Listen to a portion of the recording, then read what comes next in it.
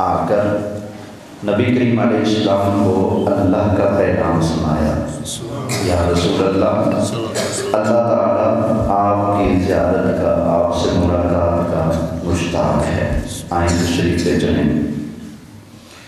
چلنے سے پہلے حضرت جبریل نے نبی کریم علیہ السلام کے سینے مبارک کو کھولا، سینہ کھول کر اندر سے دل نکالا، پھر دل مبارک کو سینے سے نکال کر اس کو بھی کھولا، پھر دل کو ایک سونے کے ٹرے میں رکھ کر اس کو آب زمزم کے پانی سے دھویا گیا، پھر اس کے اندر انوار و تجلیات مزید بھر دیے گئے، پھر سرکار کا دل مبارک بند کیا، سینے میں اپنی جگہ پر رکھا، سینے کو بند کیا، نہ تکلیف ہوئی نہ ایک قطرہ خون نکلا۔ دوسری بات، میرا دل میرے جسم سے جدا کر دیا جائے نکال کر، میں نہیں بچوں گا، آپ بچ جائیں گے؟ بولیں نہیں نا؟ لیکن سرکار فرماتے ہیں میرا سینہ چاک ہوا، میں دیکھ رہا تھا، دل نکالا گیا، میں دیکھ رہا تھا، اس کو بھی چیرا گیا، کھولا گیا، میں دیکھ رہا تھا، اس کے اندر انوار و تجلیات بھرے گئے، میں دیکھ رہا تھا۔ یہ سب کچھ حضور نے اپنی آنکھوں سے ملاحظہ فرمایا، نہ تکلیف ہوئی نہ خون نکلا۔ ثابت یہ ہوا کہ اللہ تعالیٰ نے اپنے نظام قدرت میں یہ چیز رکھی ہے کہ میں آپ ہم سب زندہ رہنے میں دل کی دھڑکنوں کے محتاج ہیں، لیکن نبی کریم علیہ السلام اس ساری کائنات میں صرف اللہ کے محتاج ہیں، اللہ کے سوا نبی پاک علیہ السلام نہ دل کی دھڑکنوں کے محتاج ہیں نہ کسی اور کے محتاج ہیں۔ سب سے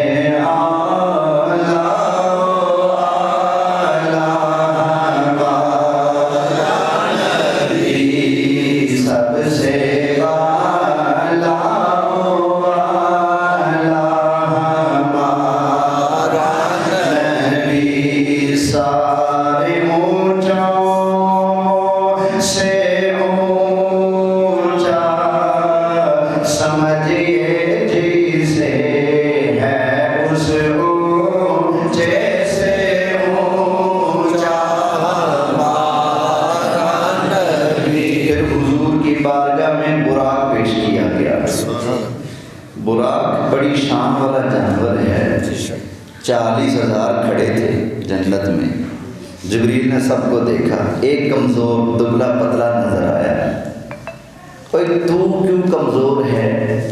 اس نے کہا میں نے سنا ہے اللہ کے محبوب نے معراج کے لیے جب آنا ہے تو براق پر آنا ہے، میں تب سے تڑپ رہا ہوں کہ کاش وہ میں ہی بن جاؤں جس کے اوپر مصطفیٰ نے جلوہ گر ہونا ہے۔ تو میں مصطفیٰ کریم علیہ السلام کے پیار میں، حضور کے فراق میں تڑپ تڑپ کر دوسروں سے کمزور دکھائی دیتا ہوں۔ اللہ نے فرمایا جبریل باقیوں کو چھوڑ، جو میرے محبوب کی یاد میں تڑپتا ہے تو اسی کو لے کے جا۔ تو پتہ چلا نبی کریم علیہ السلام اتنے لجپال ہیں، اگر حضور کے لیے کوئی جانور بھی تڑپ رکھتا ہے تو وہ بھی معلوم نہیں رہتا۔ نعرہ تکبیر، نعرہ رسالت، نعرہ خلافت، میراج مصطفیٰ۔ اتنے لجپال، خیبر فتح ہوا، وہاں گدھے وافر تھے، ایک گدھا مال غنیمت میں حضور کے پاس لایا گیا تو اس کو اللہ نے قوت گویائی عطا کر دی، بولنے کی طاقت۔ کہنے لگا لجپالا، میں آپ سے پہلے ایک یہودی کے پاس تھا، میری نسل میں 70 گدھے اوپر کی لڑی میں ایسے گزرے ہیں جن پر اللہ کے نبیوں نے سواری کی ہے، شرف بخشا ہے۔ لجپالا میں آخری ہوں، میری تمنا تھی یا اللہ آخری نبی نے آنا ہے اور میں اپنی نسل میں آخری ہوں، یا اللہ میری اوپر کی لڑی میں 70 ہے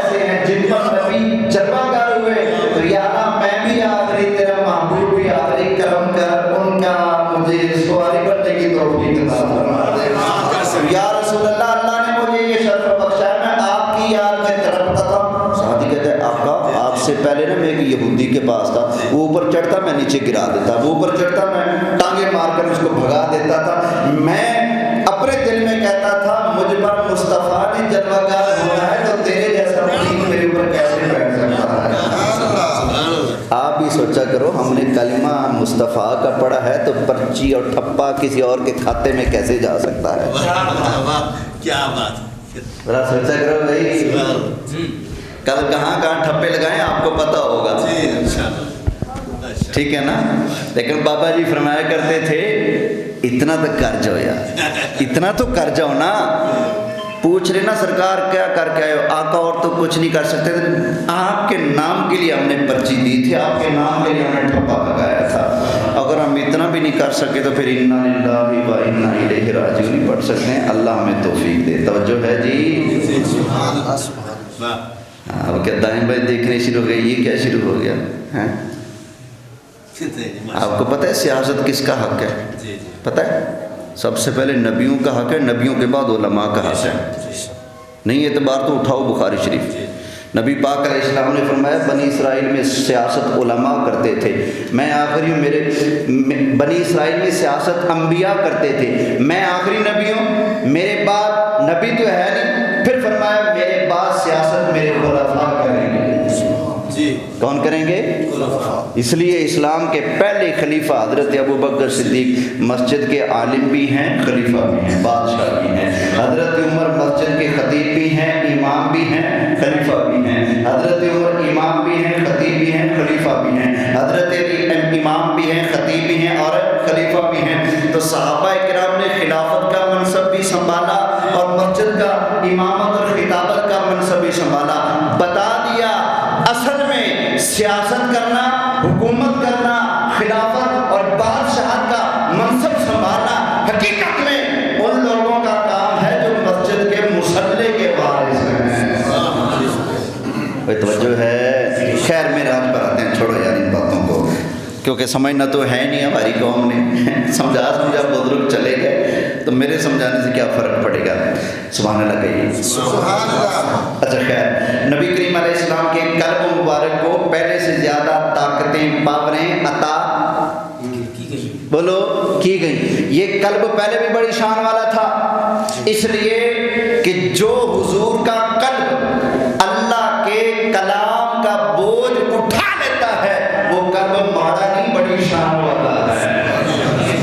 قرآن پتہ ہے کتنا بوجھ والا ہے؟ اللہ فرماتا ہے، اللہ تعالیٰ نے ارشاد فرمایا اِنَّا سَنُلْقِي عَلَيْكَ قَوْلًا ثَقِيلًا۔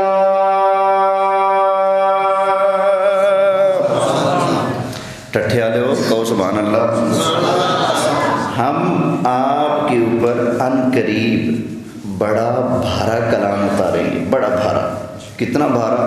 ایک دوسرے مقام پر فرمایا لو انزلنا هذا القرآن على جبل لرأيته خاشعا متصدعا من خشية الله۔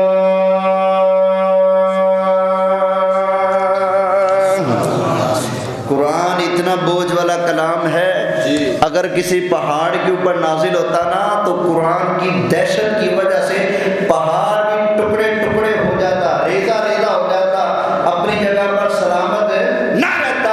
جو اللہ کا کلام پہاڑوں کو باش باش کر کے رکھ دیتا ہے، اس کلام کو میرے مصطفیٰ کے قلب مبارک نے اٹھایا ہے، تو اندازہ کرے وہ قلب مصطفیٰ ہے نرم لیکن کتنی پاور والا ہے۔ پہاڑوں سے زیادہ مضبوط اور گلاب کی پتی سے بھی زیادہ موم ہے۔ سب سے اعلیٰ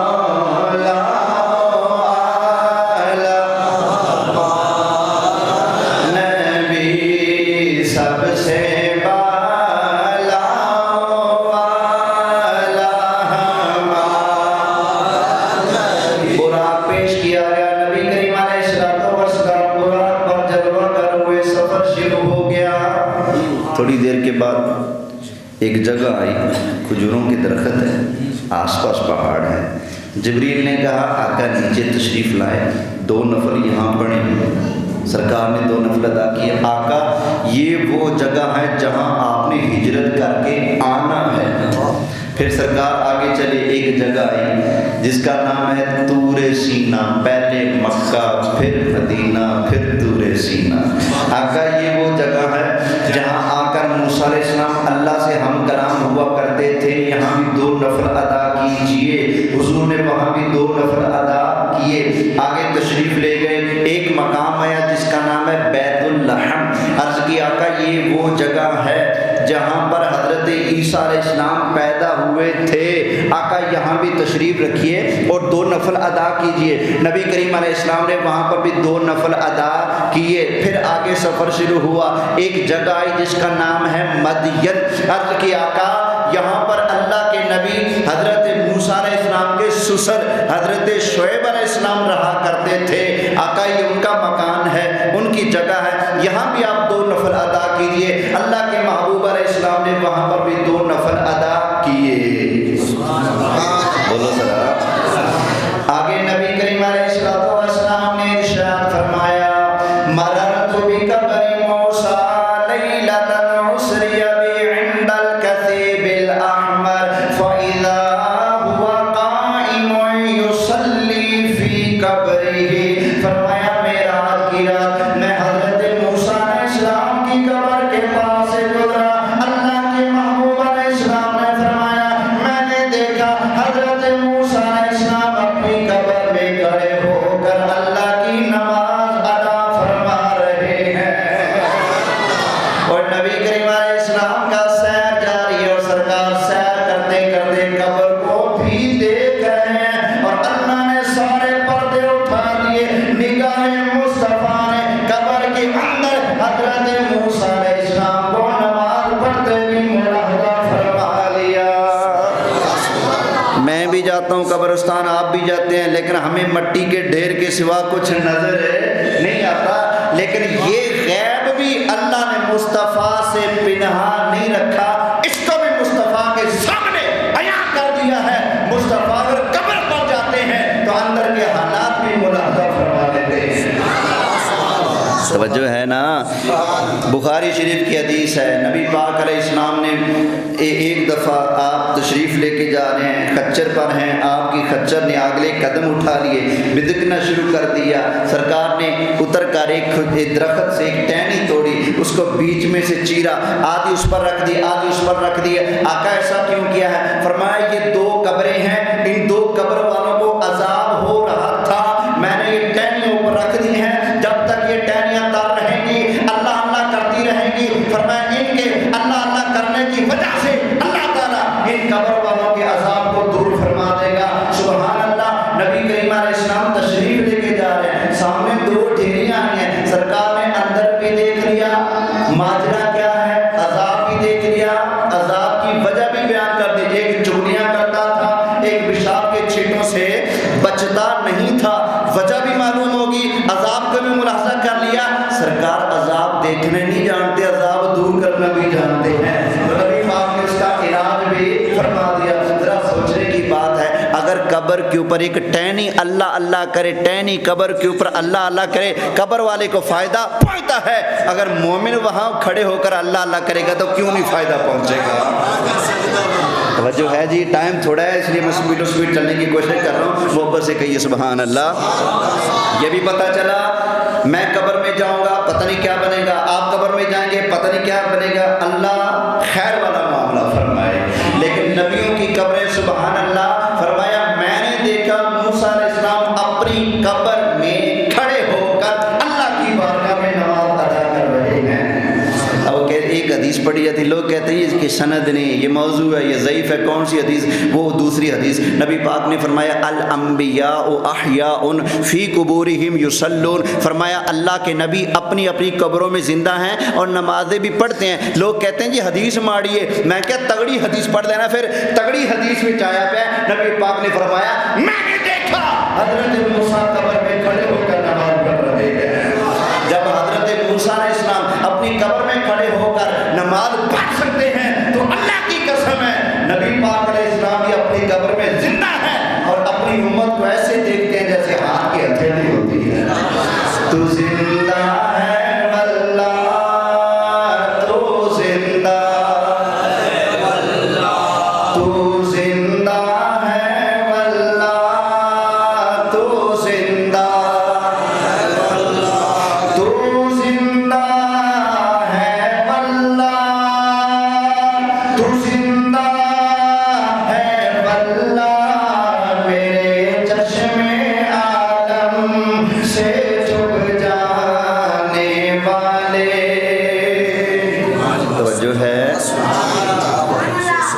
حیات النبی تو میرا پسندیدہ موضوع ہے. کاش اللہ آپ کو کبھی توفیق دے، آپ اگر مجھے بلائیں، ٹائم ہو 2 گھنٹے اور موضوع ہو حیات النبی، قرآن میرے ہاتھ میں ہو، انشاءاللہ کم از کم 41 آیتیں پڑھ کے اٹھوں گا. میرے محبوب کی شان ہے، سنی بولے تو پھر کیوں رکے. سب سے اعلیٰ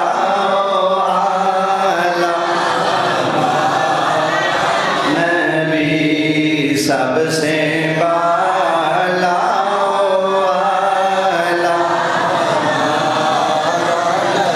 خیر رات موجو کرنا. نبی کریم علیہ السلام نے میراج کی رات پہلے اس جگہ کو دیکھا جس کی نسبت نبی کریم علیہ السلام کی ہجرت سے ہے، پھر اس جگہ کو دیکھا جس کی نسبت حضرت عیسیٰ علیہ السلام کی ولادت سے ہے، پھر نبی کریم علیہ السلام نے وہاں جا کر نماز بھی پڑھی، اس کو دیکھا جس کی نسبت حضرت موسیٰ علیہ السلام کا اللہ تعالیٰ کے ساتھ ہم کلام ہونے سے ہے، پھر نبی کریم علیہ السلام نے وہاں جا کر بھی نماز ادا فرمائی جس کی نسبت حضرت شعیب علیہ السلام سے ہے. لوگ آپ سے پوچھتے ہیں داتا صاحب کیوں جاتے ہو، بابا فرید کے مزار پر کیوں جاتے ہو، حضرت شاہ بہاؤالدین زکریا ملتانی کے مزار پر کیا لینے جاتے ہو. تو میں کہتا ہوں لوگوں ہمیں معراج کی رات نے بتا دیا جس جگہ کا تعلق اللہ تعالیٰ کے پیاروں بندوں سے ہو جائے وہاں پر جا کر رب رب کرنا، اللہ تعالیٰ کی بارگاہ میں نماز ادا کرنا، رب کا قرآن کا پڑھنا، اللہ کا ذکر کرنا، یہ تو میرے مصطفیٰ کی سنت ہے. خیر میرے دوستو توجہ کرنا، نبی کریم علیہ السلام کا سفر معراج جاری میں بالکل باقی بیچ والی باتیں ساری سائڈ پر کر کے آگے چلتا ہوں. نبی کریم علیہ السلام مسجد اقصی تشریف لے گئے. اللہ تعالیٰ کے سارے نبی حضرت آدم علیہ السلام سے لے کر حضرت عیسیٰ علیہ السلام تک اللہ کے جتنے بھی نبی ہیں سارے کے سارے نبی مسجد اقصی میں نبی کریم علیہ السلام کا استقبال کرنے کے لیے موجود ہیں. اللہ اکبر. لوگ کہتے ہیں نبی زندہ نے کتھے لکھے ہے، بھائی ایتھے لکھے ہے، ایتھے لکھے ہے. معراج تو بھی ماننا ہے،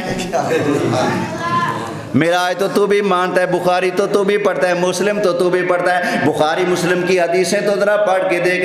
نبی کریم علیہ السلام نے معراج کی رات مسجد اقصی میں امامت فرمائی، سارے نبیوں نے سفر بنایا، میرے کریم لجپال آقا نے آگے بڑھ کے نماز کی امامت فرمائی ہے.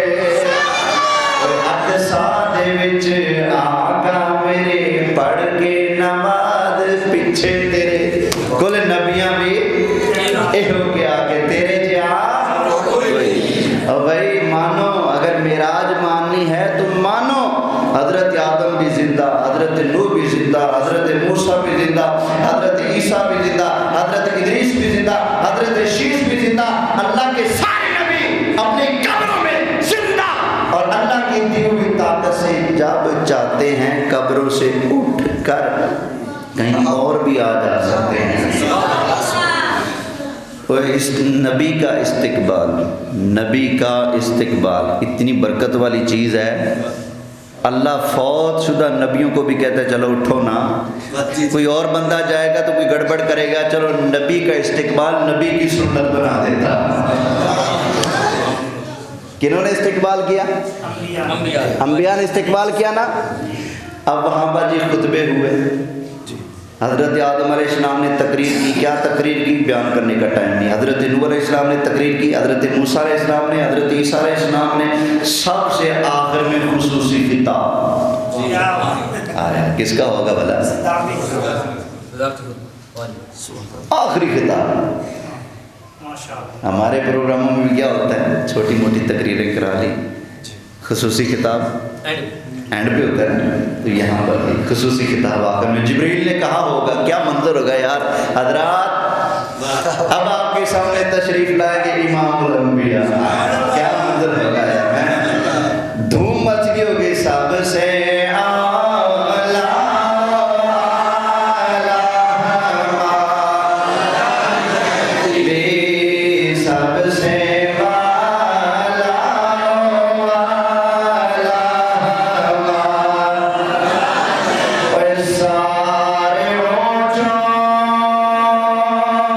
say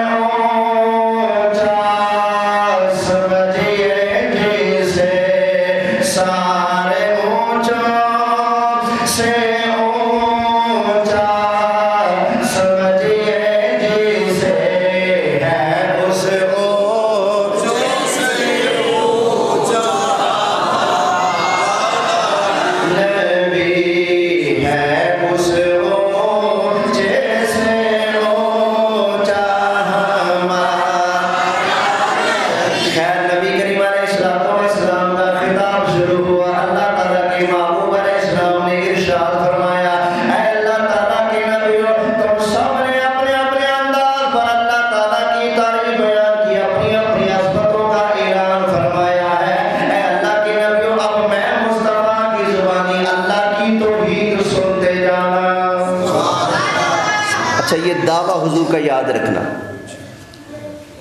یہ خطبہ معراج والا کتابوں میں لکھا ہے، اور نہیں تو تفسیر ابن کثیر ہی پڑھ لو. سرکار نے خطبہ دیا، پہلا دعویٰ کیا اے نبیو تم نے اپنے اپنے انداز پر اللہ کی توحید بھی بیان کر لی، اپنی عظمتیں بھی بیان کر لی، اب میں مصطفیٰ اللہ کی توحید بیان کرنے لگا ہوں. کیا بلا؟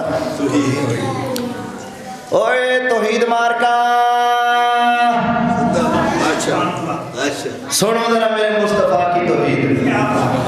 تو پتہ نہیں کیڑی توحید چکی پھرنا ہے، کیونکہ لوگوں واسطے توحید وہ ادو بنتی توحید جدوں ایک کیا جب نبی کچھ نہیں کر سکتا. لوگوں کی توحید یہ ہے جب مانا جائے کہ نبی کچھ نہ کر سکے، کوئی سن نہ سکے، کوئی دیکھ نہ سکے، کوئی کچھ کر نہ سکے، پھر اللہ ایک ہے. لوگوں کی توحید یہ ہے. اب سنو میرے مصطفیٰ نے کیا اعلان کیا، بلا میں کیا بیان کرنے لگا ہوں؟ بولیں ذرا اللہ کا واسطہ بولو سارے. میرے لاجپال نے کیا فرمایا؟ میں کیا بیان کرنے لگا ہوں؟ اللہ کے توحید. اور باتیں کیا کی؟ سبحان اللہ. نبی کریم علیہ السلام نے ارشاد فرمایا اے اللہ کے نبیوں اب میری زبان سے اللہ تعالیٰ کی توحید بیان سنتے جانا. اللہ کے محبوب علیہ السلام نے ارشاد فرمایا الحمدللہ الذی ارسلنی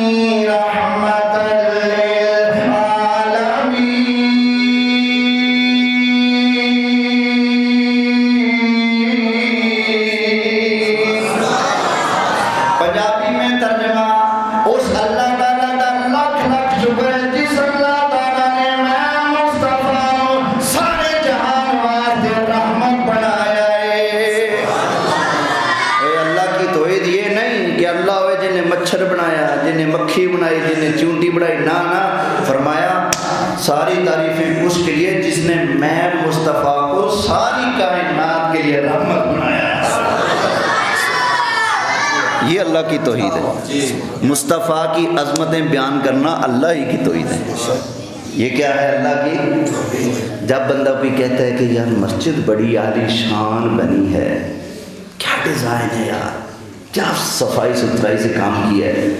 بتائیں جب مسجد کی بناوٹ کی تعریف ہوگی تو مستری کی تعریف بھی ہو رہی ہے کہ نہیں؟ بولیں خود بخود ہو گئی. کیوں؟ خوبصورت بننا اس بات کی دلیل ہے کہ بنانے والا ماڈرن نہیں تھا. جب ہم یہ کہتے ہیں اوے سب سے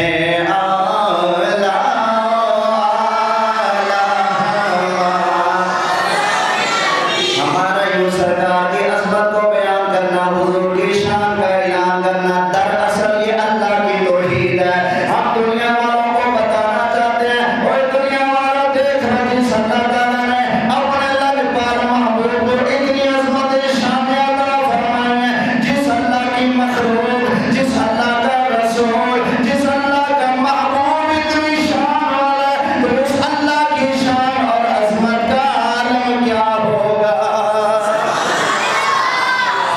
اس لیے حضور کی عظمتیں بیان کرنا اصل میں اللہ کی توحید ہے. نبی کریم علیہ السلام نے ارشاد فرمایا الحمدللہ الذی ارسلنی رحمۃ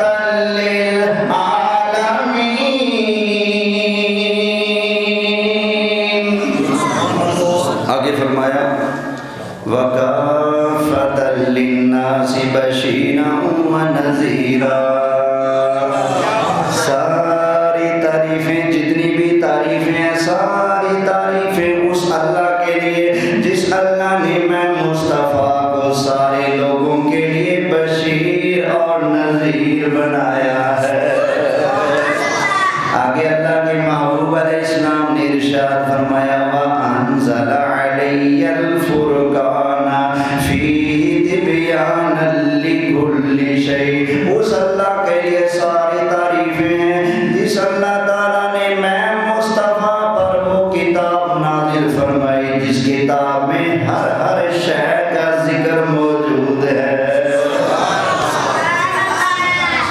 آگے سرکار نے ارشاد فرمایا اے نبیو اس اللہ تعالیٰ کا لاکھ لاکھ شکر ہے جس اللہ تعالیٰ نے وارث ذکری، مجھے خوش کرنے کے لیے میرے ذکر کو بلند فرما دیا۔ وَوَضَعَ عَنِّي وِزْرِي، جس اللہ تعالیٰ نے میرے بوجھ کو دور فرما دیا۔ وَشَرَحَ لِي صَدْرِي، جس اللہ تعالیٰ نے میں مصطفیٰ کے سینے کو کھول دیا۔ ساری تعریفوں کا مالک وہی ہے جس اللہ نے میں مصطفیٰ کو عظمت و شانوں والا بنا دیا ہے۔ ابھی سرکار کا خطبہ ختم نہیں ہوا، بس آخر والے الفاظ سنا کر آگے چلنے کی کوشش کرتا ہوں۔ نبی کریم علیہ السلام نے ارشاد فرمایا، اے اللہ کے نبیو، الحمدللہ الذی جعلنی فاتحا و خاتما۔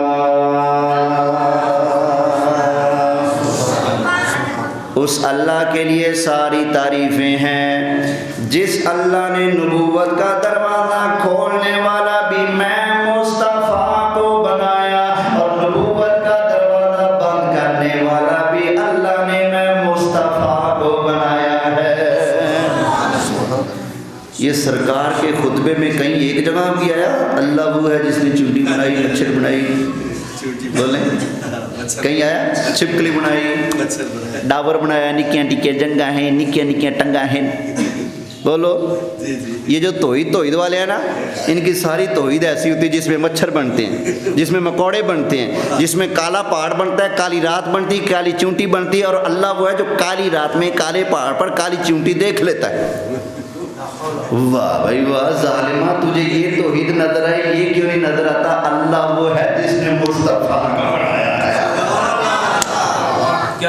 کسی کا ماننے کو دل بھی پھٹے مار کے مانے، یار منن دی چاہتا آ جائے، جس رب دا سونا محبوب ایڈا اونچا ہے، رب دی شان دا عالمگیر ہے۔ آدھا گھنٹہ ہو گیا، آدھا گھنٹہ ہو گیا، 15 منٹ ہے، کر لیں۔ اچھا چلو سبحان اللہ۔ اچھا بھی ایک مثال سنتے جاؤ یہاں مسئلہ سمجھانے کے لیے۔ ہمارے استاد محترم علامہ محمد سعید احمد اصغر رحمۃ اللہ علیہ ایک مثال دیتے تھے۔ ہمارے کوٹ ادو کے خطیب تھے گامن شاہ ان کو کہا جاتا تھا۔ شاہ صاحب تھے، نام کوئی اور تھا، گامن شاہ کے نام سے وہ مشہور تھے، سنا ہوگا شاید آپ نے، سید گامن شاہ۔ سید گامن شاہ نے ایک بات بیان کی تھی، وہ کہنے لگے جی مجھے ایک انجینئر ہے جس نے ایٹم بم بنایا، جس نے جہاز بنایا، جس نے ٹینک بنایا، جس نے جی جدید چیزیں بنائی، مشینری بنائی، جا دنیا کو بتا، جہاں بھی جانا ہے میرا بتانا ہے تاکہ لگے پتہ ملتان میں کوئی واقعی بندہ ہے۔ مثال ہے نا ایک۔ شاہ جی کہتے ہیں میں چلا گیا اکڑا، میں نے کہا اے ملتان میں ایک کاریگر ہے جس نے چھری بنائی، جس نے کلاڑی بنائی۔ میں چلا گیا کراچی، اور کراچی والوں ملتان میں ایک کاریگر ہے، بڑا فنکار بندہ ہے، اس نے چھری بنائی، کلاڑی بنائی۔ اوے پشاور والا ملتان میں ایک بندہ ہے جس نے چھری بنائی، جس نے کلاڑی بنائی۔ اسلام آباد والوں ملتان میں ایک بندہ ہے جس نے چھری بنائی، جس نے کلاڑی بنائی۔ اوے دنیا پر والوں ٹھٹھے والوں ملتان میں ایک کاریگر ہے جس نے چھری بنائی، جس نے کلاڑی بنائی۔ اوے بہاول نگر والوں، بہاولپور والوں ملتان میں ایک کاریگر ہے جس نے چھری بنائی، جس نے کلاڑی بنائی۔ او صادق آباد والوں، او منچن آباد والوں، اوے فلانے ہمارے ملتان میں ایک کاریگر ہے جس نے چھری بنائی، جس نے کلاڑی بنائی۔ کہتے ہیں جی میں جہاں بھی جاؤں یہی کہوں جی کاریگر ہے جس نے چھری بنائی، کلاڑی بنائی، چھری بنائی، کلاڑی بنائی، چھری بنائی، کلاڑی کرائی۔ اس کو پتہ لگا تو کہتا ہے گامن شاہ تو تو میری مخالفت کر رہا ہے، تو الٹا مجھے تباہ کر رہا ہے، برباد کر رہا ہے۔ میں نے کہا جی کیسے؟ ہر جگہ آپ کا نام نہیں لیتا، لوگوں کو بتاتا نہیں کہ ملتان میں ایک بندہ ہے جس نے کچھ بنایا ہے؟ کہتا ہاں بتاتا تو ہے، لیکن جب تو یہ کہے گا کہ میں نے چھری بنائی، میں نے کلاڑی بنائی، وہ کہیں گے یہ کون سی بڑی بات ہے، چھری کلاڑی تو ہمارے محلے کا مڈھار بھی بنا سکتا ہے، تو میری شان میری عظمت کس نے مانی ہے جب یہ بتائے گا کہ میں نے چھری بنائی ہے، کلاڑی بنائی ہے۔ اگر لوگوں سے تو میری عظمت میری شان منوانا چاہتا ہے تو جا دنیا کو بتا ملتان میں ایک کاریگر ہے جس نے جہاز بنایا ہے، جس نے کمپیوٹر بنائی ہے، جس نے ٹرین بنائی ہے، جس نے اتنی بڑی چیزیں بنائی ہے، ایٹم بم بنایا ہے، ایک بٹن دبائے آدھی دنیا تباہ کر کے رکھ دے۔ ملا تجھے شرم نہیں آتی؟ تو کہتا ہے اللہ وہ ہے جس نے مچھر بنایا، اللہ وہ ہے جس نے چمگادڑ بنائی، اللہ وہ ہے جس نے چھپکلی بنائی۔ جب چھوٹی چھوٹے ہیں اللہ نے مچھر بنائے، چھوٹی چھوٹی ٹنگا ہے، کالی رات ہے، کالا پہاڑ ہے، کالا پتھر ہے، رات کے اندھیرے میں اللہ مچھر کی ٹانگوں کو، اس کی حرکتوں کو دیکھ رہتا ہے۔ اور غداری نہ کر، جب تو یہ بیان کرے گا تو کون ہے رب کا کمال مانے گا؟ رب کا کمال منوانا ہے تو یہ بتا اوے لوگوں، اللہ وہ ہے جس نے مصطفیٰ کو بنایا۔ مصطفیٰ وہ ہے اشارہ کر کے چاند توڑ دیتے ہیں، اشارہ کر کے ڈوبا سورج واپس موڑ دیتے ہیں۔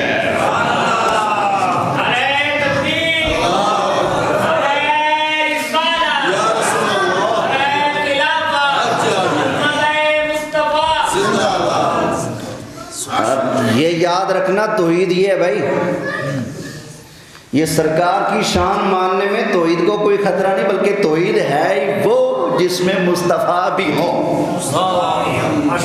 سمجھ آئی نا؟ سب سے زیادہ توحید کس صورت میں بیان ہوئی ہے؟ وہ ہے سورہ اخلاص۔ کون سی صورت ہے؟ سورہ اخلاص۔ لوگوں نے کہا تھا، مکہ والوں نے، ہم ہیں، ہمارا باپ بھی ہے، دادا بھی ہے، کنبہ بھی ہے، قبیلہ بھی ہے، ماں بھی ہے، ابا بھی ہے، دادا بھی ہے، نانا بھی ہے، نانی بھی ہے۔ آپ کہتے ہو میرا رب اللہ ہے، تو بتاؤ نا اس کا باپ دادا کون ہے، اس کا خاندان کون سا ہے، کس علاقے کا ہے، کس شہر کا ہے؟ یہ ساری چیزیں ان عقل کے اندھوں نے حضور سے پوچھی۔ اللہ نے جواب میں سورہ اخلاص اتاری۔ سورہ اخلاص کو سورہ توحید بھی کہا جاتا ہے۔ کیا کہا جاتا ہے؟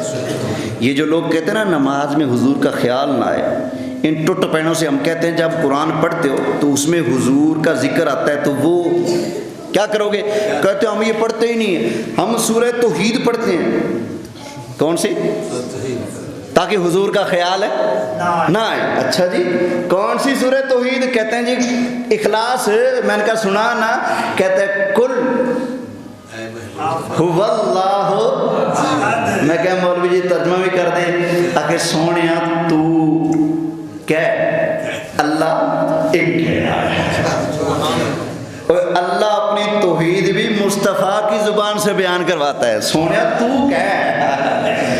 کہہ دے، آپ کہہ دے هو اللہ احد، کہ وہ اللہ ایک ہے۔ بھئی یہ دیکھیں نا، اللہ توحید مصطفیٰ کی زبان سے بیان کرواتا ہے، تو توحید میں مصطفیٰ کو رکھا کہ نہیں رکھا؟ بے شک۔ اور قرآن پڑھتے ہیں، اللہ جہاں اپنا تعارف بیان کرتا ہے نا تو ساتھ رسول اللہ کا ذکر کرتا ہے۔ ایک دو آیتوں کا اشارہ دے دیتا ہوں۔ اللہ تعالیٰ نے ارشاد فرمایا هو الذی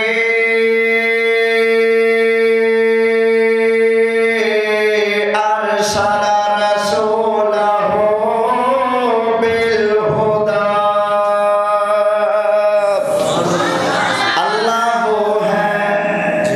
اللہ وہ ہے جس نے اپنے رسول کو ہدایت دے کر بھیجا۔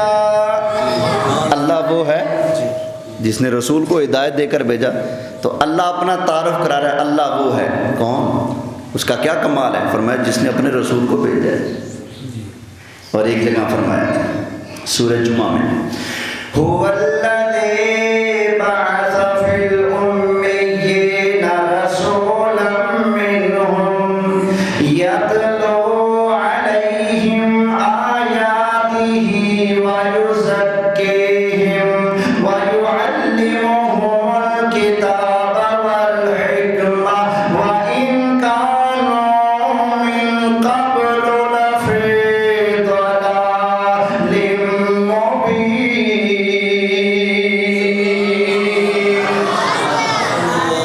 اللہ وہ ہے جس نے ان پڑھوں میں اپنا شان والا رسول بھیجا۔ اللہ وہ ہے، اللہ وہ ہے جس نے اس کو بھیجا، رسول کو بھیجا ہے۔ خیر سارے نبیوں نے خطبے دیے، اینڈ میں سرکار نے خطبہ دیا۔ سرکار کا خطبہ ہو جانے کے بعد اللہ کے بڑی ہی عظمت والے پیغمبر حضرت ابراہیم علیہ السلام، حضرت موسیٰ علیہ السلام، حضرت عیسیٰ علیہ السلام، یہ تینوں اپنی جگہ سے اٹھے آگے بڑھے، سرکار کی بارگاہ میں آ کر اللہ کے محبوب کو سلام کیا۔ لفظ پتہ کیا ہیں؟ توحید کمپنی بھی سنیں، لفظ کیا ہے؟ نشر الطیب کے اندر اشرف علی تھانوی نے لکھا ہے لفظ کیا تھے جب نبیوں نے نبی کو سلام کیا. آیا السلام علیکا یا اولو، السلام علیکا یا آخرو، السلام علیکا یا حاشرو. ساری کائنات سے پہلے پیدا ہونے والے نبی جی سلام ہو. سارے نبیوں کے بعد جلوہ گری کرنے والے نبی جی سلام ہو. اگلے دن ایک مولوی صاحب سے میرا مناظرہ ہوا. وہ کہتے تھے بریلوی 6 وجہ سے کافر ہیں. ایک وجہ اس نے کہا کہ یہ یا رسول اللہ کہتے ہیں. کیا کہتے ہیں؟ یا رسول اللہ. جدو میں لائی نا کتاباں دی لین میں کہا مولوی پکا روی جڑا یا رسول اللہ آکھے ہوگی کافر. میں کہا آ تیرا فلانا ابا، آ تیرا فلانا استاد، آ تیرا فلانا مولوی. الحمدللہ جب میں نے حوالوں کی لائن لگائی نا میں نے کہا انہوں نے کافر کہا کہ نہیں یہ تو کافر نہیں. میں کہا میں تیری گاں کھولی، میں یا رسول اللہ آکھا کافر تے تیرا ابا آکھے تیرا استاد آکھے وہ کافر نہ ہوئے. یہ منڈا کیوں پانا ہے؟ یا پھر انہوں بھی کافر کہہ جے او مسلمان مننا ہے تے پھر مینوں بھی مننا پے گا. بس پھر سمان بکرم العمیون فہم لا یرجعون.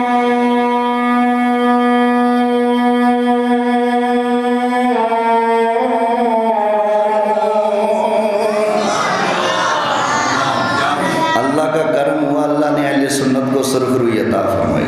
الحمدللہ ماننا پڑا بے ایمان کو کہ جو عقائد احمد رضا بریلوی کے ہیں بالکل برحق ریکارڈ پر موجود ہے.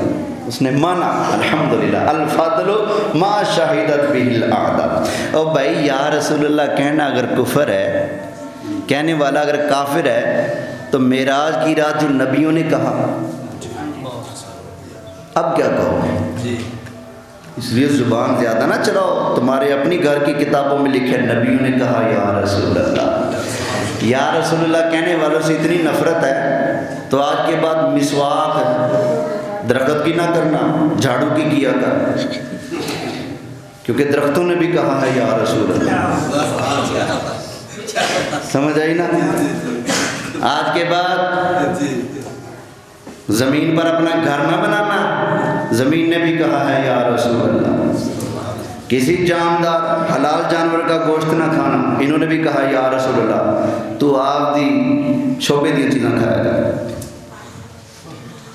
حلال جانور کو منہ نہ لگانا، کیوں؟ یہ یا رسول اللہ کہتے تھے. یاد نہیں ہرنی جب سرکار نے چھڑائی تھی تو کیا کہتی تھی؟ یا رسول اللہ. یاد نہیں ترمذی شریف میں حدیث حضرت علی فرماتے میں حضور کے ساتھ نکلا مکہ میں، جنگل کی طرف چلے گئے، جو درخت آیا جو پتھر آیا ہر شے پڑھتی تھی السلام علیکہ یا رسول اللہ. مسواک بھی آج کے بعد جھاڑو کی بنا، پر وہ بھی تو درخت سے بنتی. تو برش دبی رکھا ہے، مسواک سنیوں کے لیے ہے. تو جو ہے میرے خیال میں ٹائم اوپر ہو رہا ہے. اللہ یہ حاضری قبول فرمائے. وما علیہ. ویسے مزہ آ رہا تھا، مجھے تو دل کرتا ہے کہ آپ کو گھنٹہ اور حضور کی شان سناؤ، لیکن کیا کروں، دامن وقت کے دامن میں گنجائش نہیں. وما علیہ